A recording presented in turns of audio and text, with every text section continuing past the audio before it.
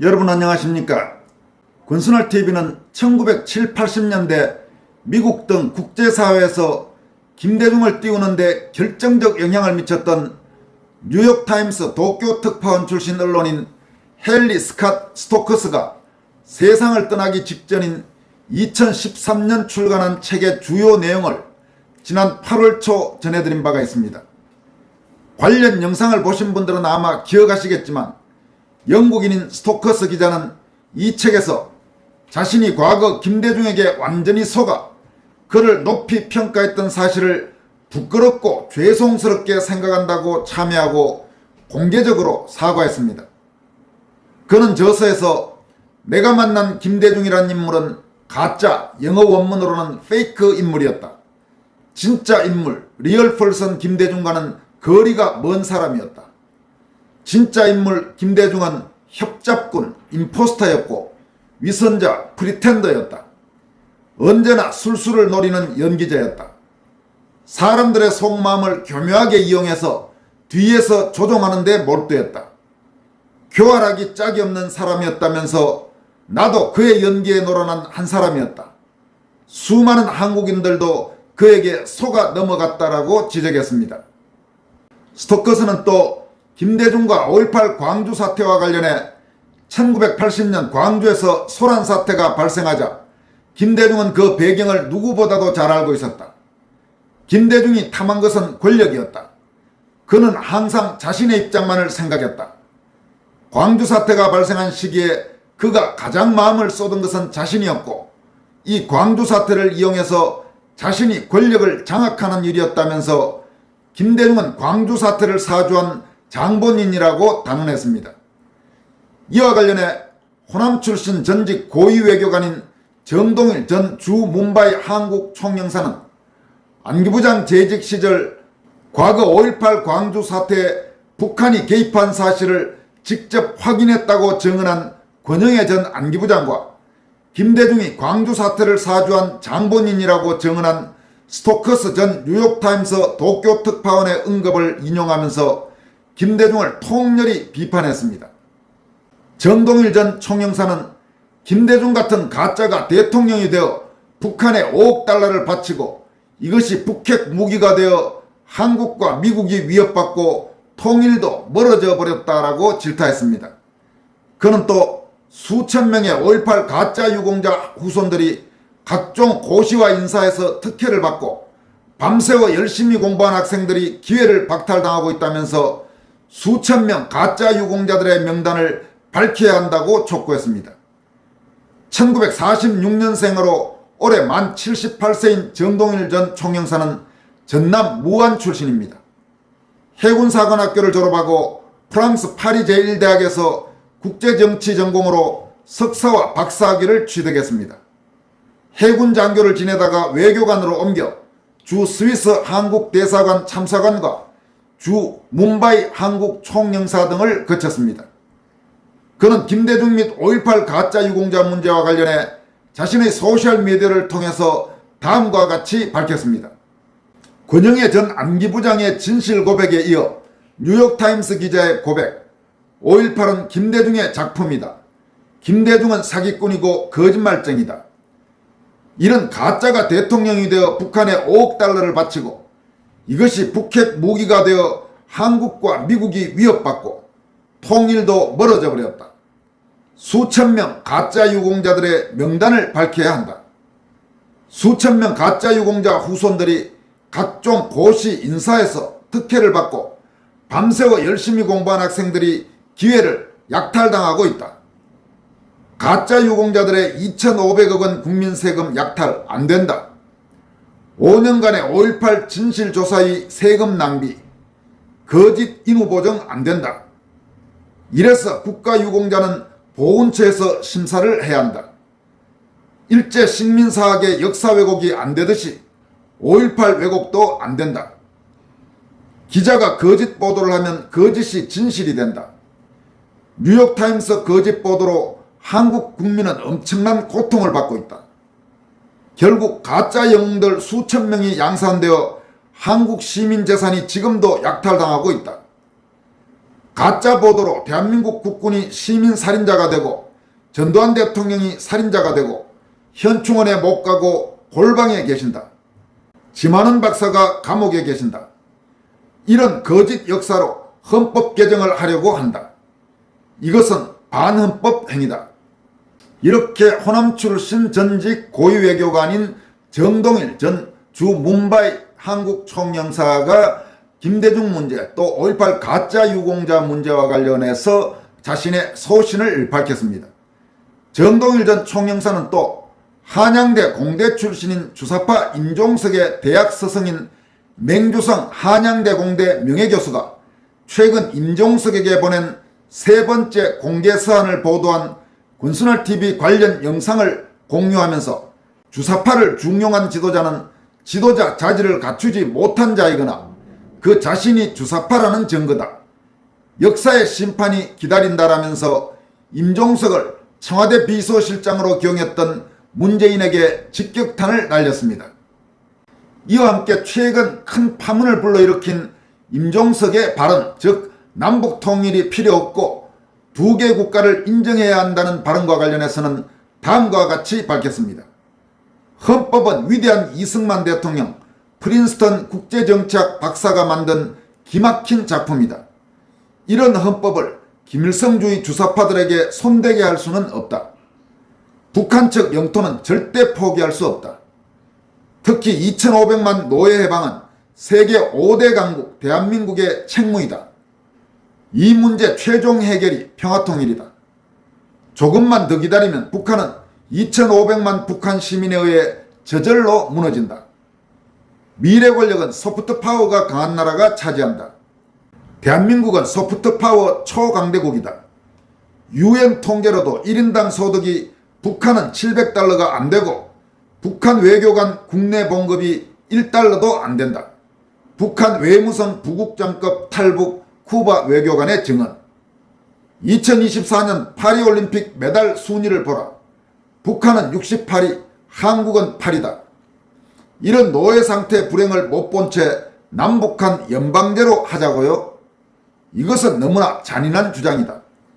이것은 2,500만 노예 상태를 허용하자는 것이나 몫이 다른가?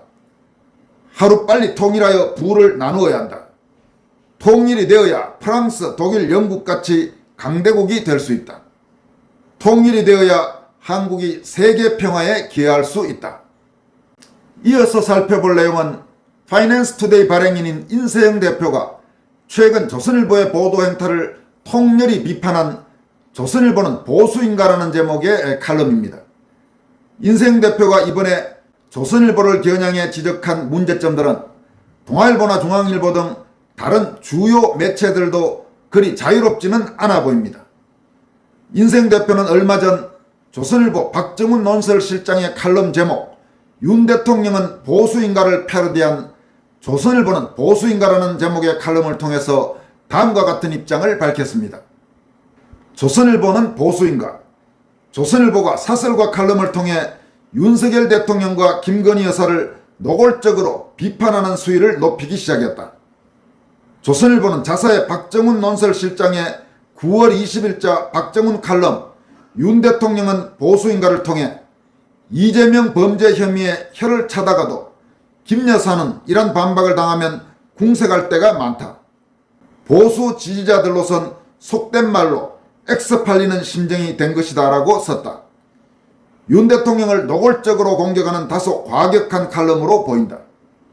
좌편향 언론과 일부 야권에서 윤석열 대통령을 탄핵시키기 위해 취임 초부터 김 여사에 대한 마녀 사냥을 해왔던 것을 모를 리 없는 조선일보가 김 여사에 대한 선동적인 마녀 사냥에 동참했다는 것은 흥미롭다.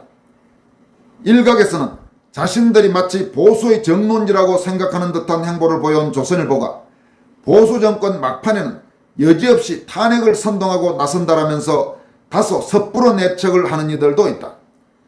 조선일보가 윤 대통령의 탄핵 열차에 탑승했다는 것이다. 아직까지는 기우로 보인다. 그러나 실제로 지난 박근혜 정부에서도 대통령을 탄핵시키자는 분위기에 상당한 영향력을 행사한 것이 조선일보였다는 지적이 많다. 이제는 또다시 윤석열 대통령 집권 후반기를 맞아 제 버릇을 또 드러내고 있다는 것이다.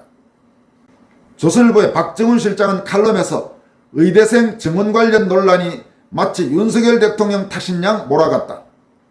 의료 선진국을 자부하는 나라에서 아프지 마세요란 인사가 유행했다는 것은 참담한 얘기다라면서 개혁은 꼬일 대로 꼬인 채 의사 집단만 반정부 투사로 내몰고 말았다고 적었다. 또한 최상병 사건으로 해병대 예비역들과 충돌했고 연구개발 예산 삭감 소동으로 과학기술인이 등을 돌리게 했다라면서 윤 정부를 비난했다. 우군을 적으로 돌렸다는 것이다. 한마디로 윤 대통령의 일하는 방식이 보수가 아니라는 것이다. 그렇다면 나도 물어보고 싶다. 조선일보는 보수인가? 많은 좌파 언론에서 조중동을 보수일간지라고 하는데 나는 가끔 의구심이 든다. 실제로 조선일보가 보수인가? 무수히 많은 4.15 총선 관련 부정선거 의혹에 대해서 한마디 말도 못하는 주제, 나라를 위하는 애국심이 있다는 얘긴가? 조선일보 사옥 앞에 광화문 사거리에서 수십만 명의 태극기를 든 보수 지지자 노인들이 매주 집회를 하면서 하는데도 기사 한 줄 내지 않았다는데 그건 왜 그런 건가? 조선일보 사주 일가의 얘기는 굳이 꺼내고 싶지 않지만 실제로 조선일보는 보수 언론사로서 떳떳한가? 우파 진영의 많은 인사들이 극우로 몰려 왕따를 당하고 보수를 신봉하는 지식인과 정치인들이 과격분자 극우로 몰려 소송에 휘말리거나 곤경에 빠져도 전혀 무관심한 조선일보가 보수를 말할 자격이 있는지 물어보고 싶다. 또 조선일보가 그토록 밀어주고 빨아줬던 국민의힘 당대표는 진정한 보수라고 생각하는가? 조선일보의 견해를 알고 싶다. 조선일보가 밀어줬다고 평가받는 이준석 전 국민의힘 당대표와 한동훈 현 국민의힘 당대표가 있다. 이들은 보수인가? 조선일보가 대답해 주길 원한다. 보수는 항상 우왕좌왕한다. 서로 잘났다고 같은 편끼리 싸우고 분열한다. 그런데 이런 상황에서 가장 이득을 보는 집단이 있다.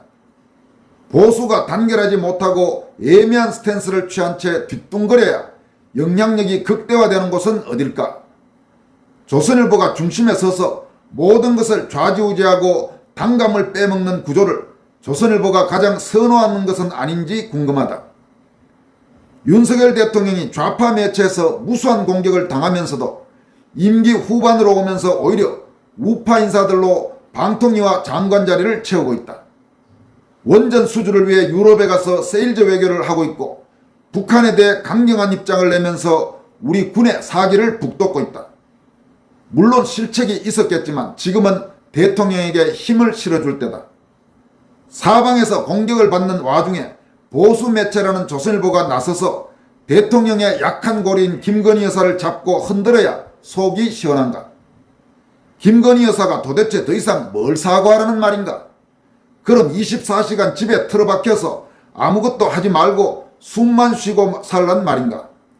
이럴 때일수록 당당하게 나서서 할 일을 하는 모습이 오히려 보수 정권의 영부인다운 모습이 아닐까? 조선일보는 보다 더 건설적인 논조로 노심초사하고 있는 보수 우파 대중의 자존심을 살릴 능력이 없는 것인가? 최근 조선일보 김대중 전 주필의 글도 마찬가지다. 김 전 주필은 지난 10일 내조라는 제목의 조선일보 칼럼을 통해 윤석열 대통령은 지금 정치적으로 심각한 국면에 처해 있다며 이재명 민주당 대표의 동의 없이는 한 발자국도 움직일 수 없는 정치판에서 윤 대통령 보고 무슨 춤을 어떻게 추라는 것인지 보수층도 헷갈려하고 있다. 대통령은 거부권 외에는 아무런 대처 수단이 없다. 여당과의 관계도 원만치 않다. 야당은 걸핏하면 탄핵을 들먹이고 특위를 들고 나온다. 대통령 알기를 동네 멋보듯 한다. 그 대표적 무기 중에 하나가 바로 대통령 부인의 문제라고 했다.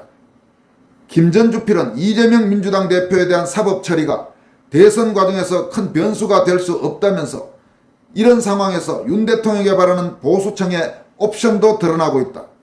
부인 문제에 대한 윤 대통령의 진솔한 대국민 사과다라고 했다. 그러면서 심지어는 이재명 대표의 사법 처리를 유예하도록 정리할 수 있다라고 말했다. 본지는 조선일보 김대중 전 주필에게 묻고 싶다.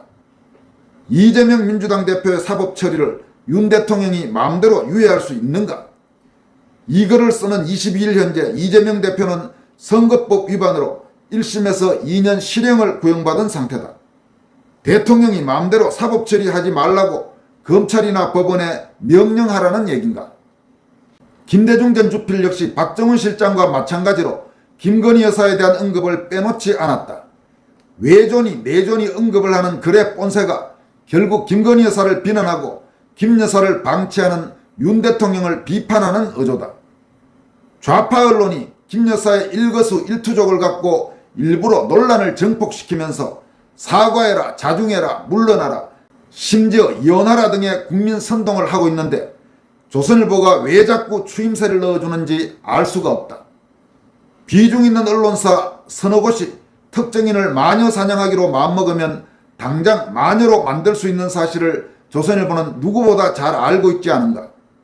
마음만 먹으면 악녀를 최고의 국모로 만들 수도 있고 최고의 영부인으로 만들 수도 있다는 것도 조선일보쯤 되면 잘 알고 있을 것이다.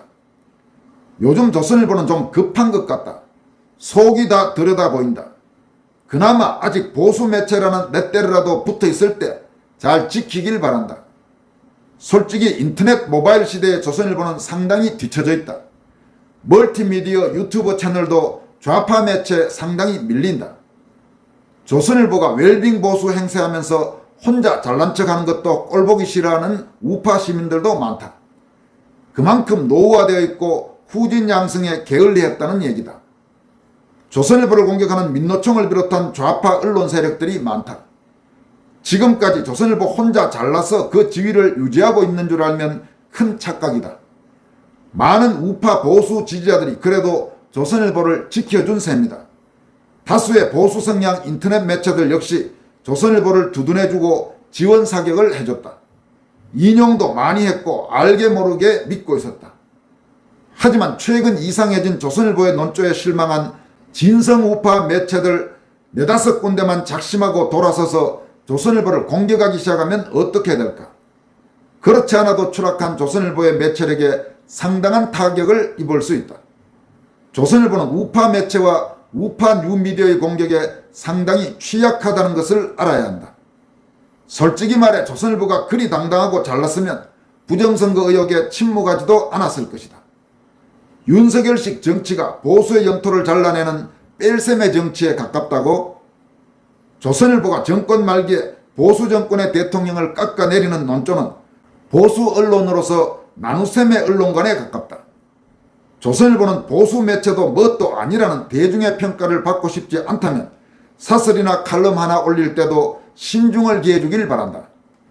우파가 등 돌리기로 작심하면 조선일보 매체 파워가 진짜 바닥으로 떨어지는 것은 순식간일 것이다.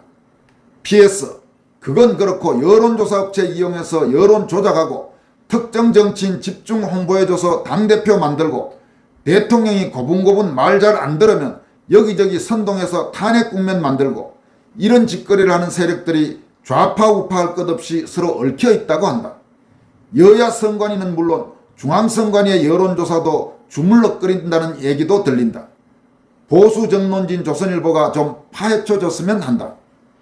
지금까지 소개해드린 글은 파이낸스 투데이 발행인인 인세영 대표의 조선일보는 보수인가라는 제목의 칼럼이었습니다. 대단히 조선일보의 뼈아픈 그런 내용의 칼럼이 아닌가 싶습니다. 이 문제는 조선일보뿐만 아니라 동아일보나 중앙일보 같은 다른 주요 비좌파 메이저 신문들도 함께 새겨들어야 할 그런 내용이 아닌가 싶습니다. 우리 국민들은 지난 박근혜 대통령 사기 탄핵 때 소위 보수 언론 매체라고 하는 조선동아 중앙일보와 그 계열 종편들이 어떤 짓을 했는지를 지금도 똑똑히 기억하고 있다는 사실을 명심해 주길 바랍니다. 지금까지 권순할TV였습니다. 여러분 고맙습니다.